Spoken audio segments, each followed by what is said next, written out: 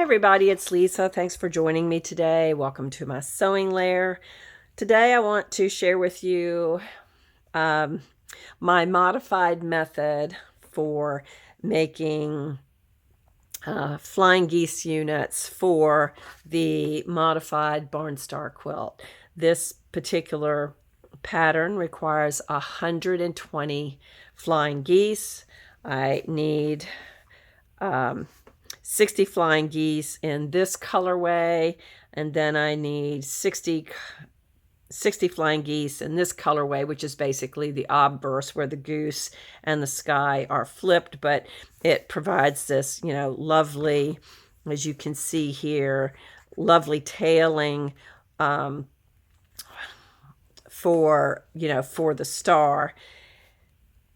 And in addition to that, I have decided that I want to complete my pattern on the outside so I get a full chain effect, which I think will be quite pretty. I'm not certain on that. I may be so damn tired of this quilt piecing it together that I may forego that. But for now, I have good intentions of doing so. Now, the challenge for this quilt, and as you can see, there's lots of small pieces on it. And although I did some value engineering on it, I may do a little bit more.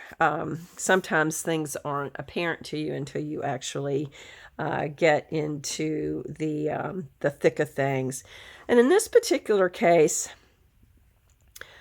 I might consider doing a stitch and flip on this. I've got two seams here, and I might consider doing a stitch and flip for these particular pieces. And that would also include this side as well. I'm not sure if I would do that, but I think I'm going to experiment. But I'm digressing a little bit because the full intent of my video for you is to show you my modified method for making flying geese.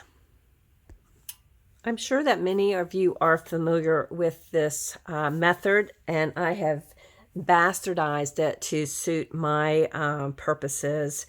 I came up with this modification, if you will, which is a more polite term, when I was making hundreds. I think I made 400 flying geese for my zombie Swedish death quilting.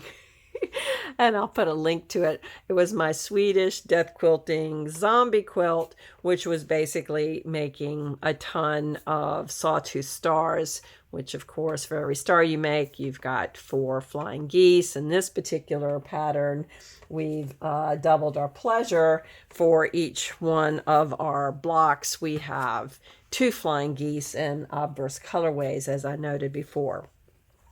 So this is a little bit avant-garde method, and you only need 2 things: an open mind and a bottle of glue. So we're gonna use glue basting, and frankly, even if you don't follow this method because it might seem too kooky to you, then consider glue basting for attaching these squares, because in my view, pinning distorts. I like things to lay flat, be flat, so that when I go to my sewing machine, I can sew like the wind.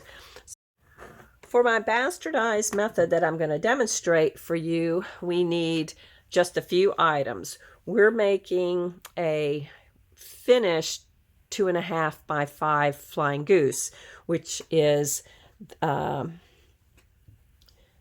this unit, which we need 60 of for the Modified Barn Star, and we need the obverse of that colorway in a quantity of 60 plus whatever we may want to use for our sashing. So to do that, and we're going to use Deb Tucker's method and Deb Tucker's wing clipper tool to make these quickly and easily, so that we have a completion perfection rate of 100%. Now you won't get 100% if you cut wrong, sew screwy, and press screwy. So just be aware of that. And even though I'm relatively experienced, I still have some screwy times when I'm not paying attention. Obviously, you will want your favorite rotary cutter because you'll be doing cutting. And you will need a 6.5-inch square, one of those, and 4 3.5-inch squares. Now, when you look at other 4-to-time methods for flying geese, you will see slightly different sizes.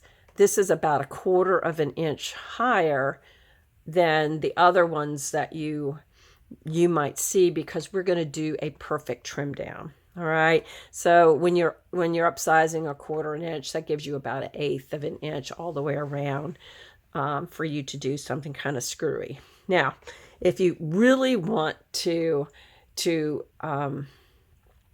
upsize because you think you're going to make errors, don't do that, because you will get a funny little lip. I'm not going to demonstrate that for you, but you'll know it when you see it. You'll end up with a tongue, not a lip rather, at the apex of your flying goose, and you will not be happy with that. So ask me how I know is what I'll say on that. And then the other thing that we need is glue, and of course your favorite ruler for cutting.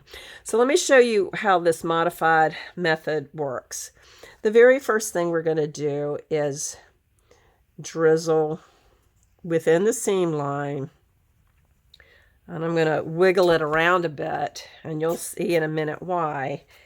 The glue, and it needs to stay within the seam line. In Deb Tucker's method for doing this,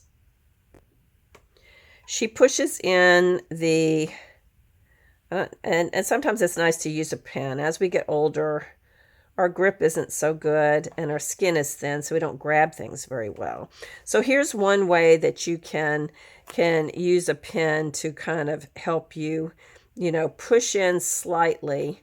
Now again, if you don't cut straight, you'll find goofiness around here, but you just want an 1/8 or a 1/16 of an inch around on this. I'm on my wool mat on a cork board on top of my cutting board, so I know that there's no heat that's going to transfer.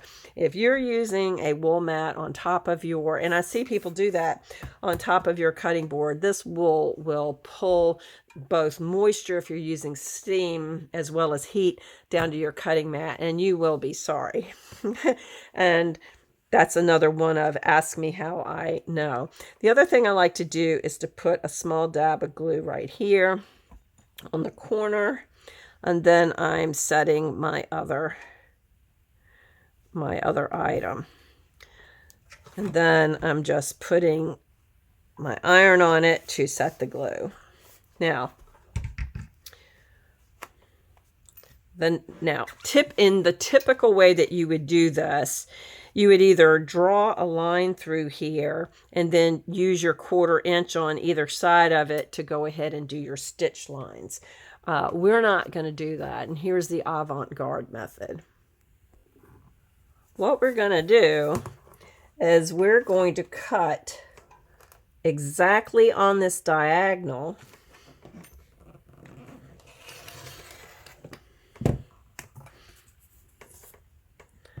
And see, our glue basting is holding this well in place.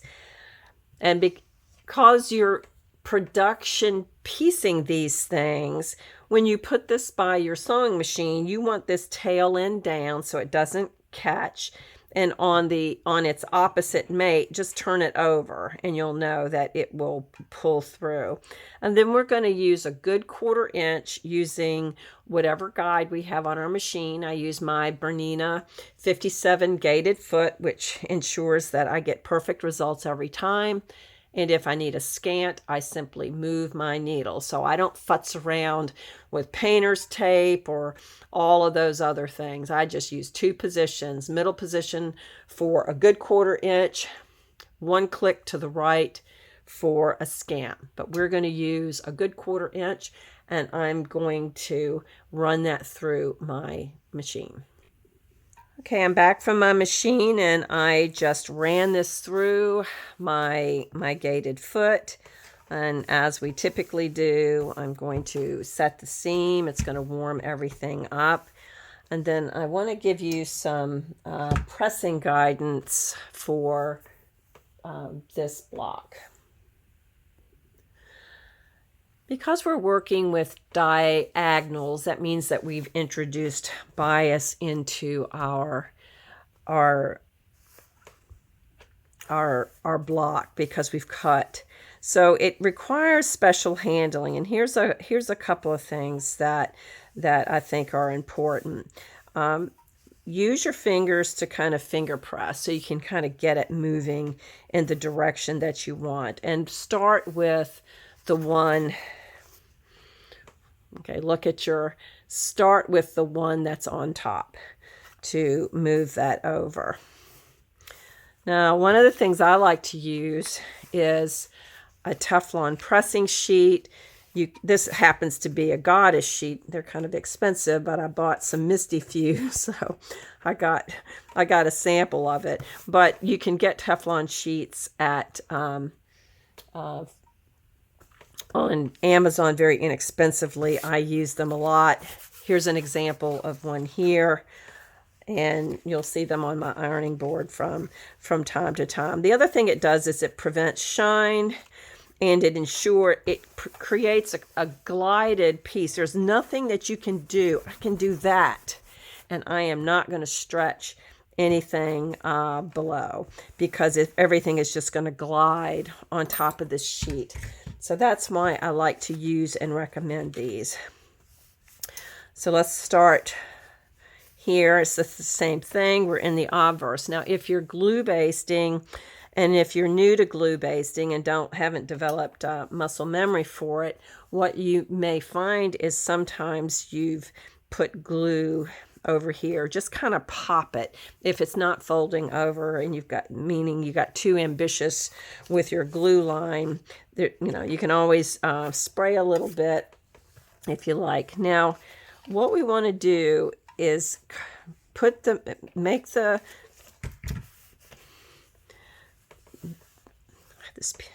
piece of hair that's bothering me. It's like I'm shedding.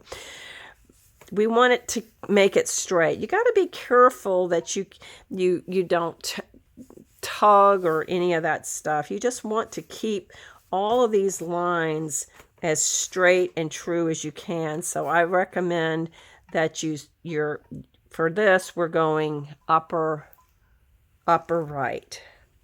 For this, we would be going upper left. And what that does is it keeps all of your lines straight. Okay, so what's the next thing that we're going to do? Well, on this particular method, as you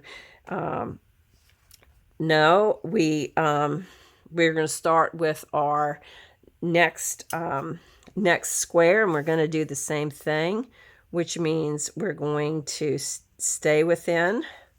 Don't get ambitious on your glue. Stay within the 1/4 inch areas. And again, just nudge this in slightly.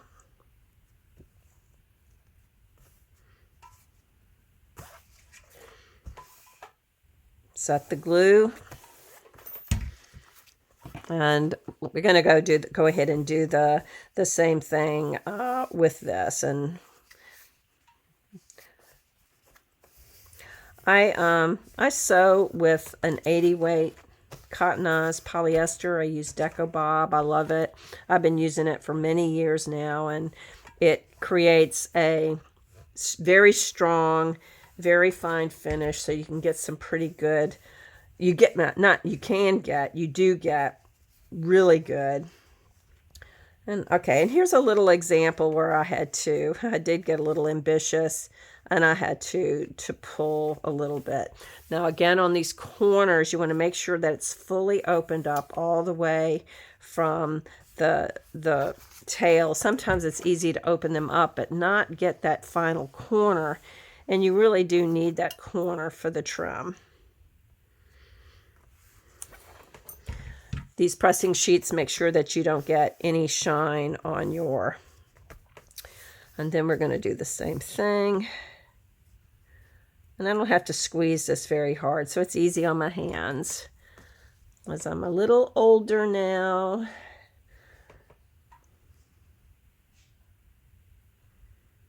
And doing a lot of squeezing. I work on a computer, so I have 40 plus years of working with my hands. So I got a lot of use wear. All right, so now what we're going to do is go ahead and cut these, and we're doing the exact same thing. We're going accurately, and you don't want to be off. Anytime you're cutting on a diagonal, you got to be exact. So just make sure that, if you've got a line on the bottom and you need a helpful guide, get it straight and just make sure you're going tip to tip. And again, you can see that everything is staying put. We're doing the exact same thing. When you've got a lot of these to make, where you save a ton of time, number one, you're not marking. And number two, you can line all of these up tail to tail and just get them through your sewing machine. And while you're gluing and prepping, you can be watching your favorite show on television. So again, we're going to sew so that we're doing going from this tip to this area, and that just keeps everything running under the needle the way that we want it.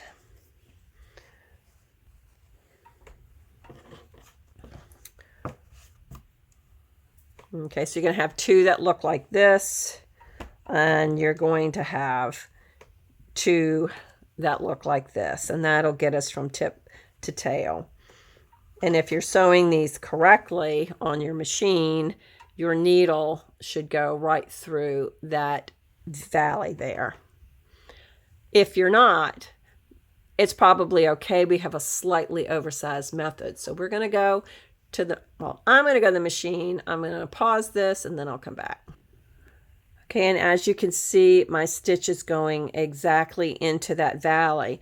Now, another thing I want to share with you is when you're feeding this into your machine, have the needle down and then bump this edge up against your foot or your guide so that the needle starts right here and you won't have any nesting. Now, one of the nice ways of doing it this way is you don't end up with a tail. It's a little harder sometimes to feed this tail in, and we're really depending on this tail to be perfectly stitched because we need it for the sides of our flying geese units. All right, so we're going to do our same careful pressing as we did before. We're going to set our seam, so that's going to warm everything up, make it spa-like for our, and then we're going to gently coax it over.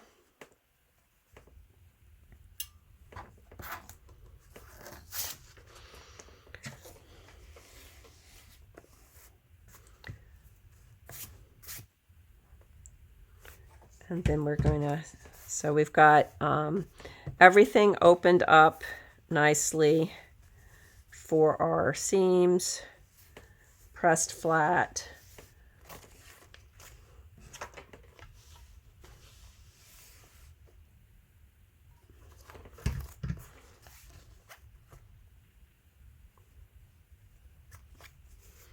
Looks like I could set that. My iron's not quite as hot as it needs to be. And when you do this and have a lot of them, you can call it your ironing meditation. There is something kind of meditative about it.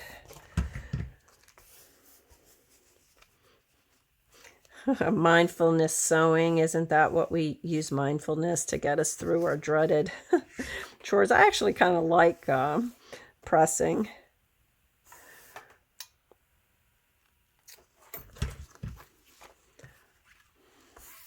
But once you get a method that you like, and I'm not saying that this is the best method, I am saying that it's the best method for me. Now, if you start pulling and tugging on this, you can stretch it. And I'm not going to demonstrate how you stretch it because I'm kind of, these flying geese are precious to me. So now I'm going to show you how to trim these up perfectly with Deb Tucker's wing clipper tool. Okay, here's another tip. If you're working with a ton of these, like for example, if you've got 50 of these stacked up, work in batches so that you're acclimating your brain. Now I've seen several makers do this backwards than what Deb recommends. It's easy to want to trim this first. Do not do that. The way this tool is set up is, and the method is to trim this area first. And why do we want to do that? We want to do that because it's imperative that we get a perfect 45-degree distribution in this particular corner. And the tool is going to already line up here. So if you're short up here, you're going to stay short, and you really don't want to do that. So when you put this tool down, here's the bottom. We've got a common diagonal here, and I'm using the 5.5. So I want to be, right in this area here, because this is trimming. It's trimming to 5.5. And everything should be just inside, and it is. And we're going to go ahead and make our cut. Now this is slightly oversized. And for that reason, you're not going to have a lot of waste. I mean, that's not a lot of waste. So I'm just going to pull that over because I don't want to flip my tool. Every time you flip your ruler, I want to keep my eyes attuned to exactly where I need to be and not deviate from that until I'm ready to do so. And I can tell that I was doing that fast and not taking my time. The other thing to be aware of is that when you're working with angles, any slight little jiggle, you magnify the amount of the error. So keep that in mind when you're sewing or cutting or anything. If you're off a little bit on a straight line, it's not so much. If you're off a little bit on an angular, you exponentially magnify the amount of your error. Now, the other thing that you'll notice when you use rulers such as this, if you're not sewing straight, you'll see a little bit of a bob and weave. All right, so see what I've done, and now I'm rotating my whole stack, and now I'm using the top part of the ruler. So I'm lining up my 5.5 by 3 on the bottom.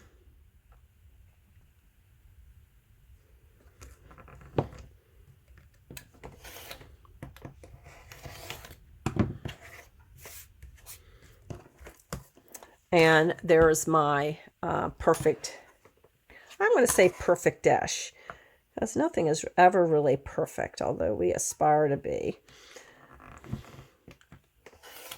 Now, not using oversized methods sometimes means that we end up with, I'll call it a toeing in, this toes in or this toes in, or a toeing out, which, I mean, it's toed out, but it still doesn't give us the, size unit that we're looking for. So that's one of the things that you can avoid with a method such as this, is that toeing in or toeing out. So you get a perfect distribution all the way around, which is really quite nice to do. So you can see there's room for error, but there's not room for a lot of error. So here we are, and let's just kind of look at what we have scrap-wise. And that's really not a lot for 4 units, 16 sides. All right. So that's the end of my bastardized method using glue basting. Again, why do I think it's important? Number 1, everything stays put. Number 2, glue does stabilize this bias. Number 3, you have no distortion in your blocks when you sew because you've pinned them. Number 5, you save a ton of time at the sewing machine and you can phase your work.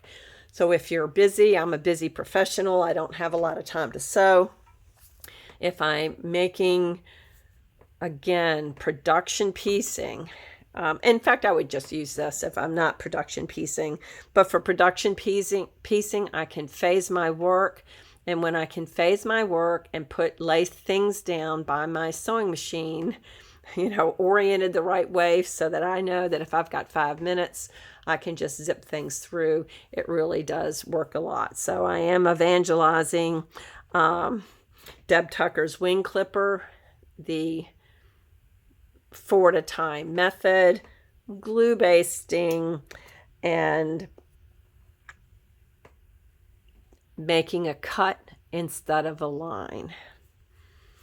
As always, I hope that you're working on something that brings you joy, and I appreciate your spending time with me today.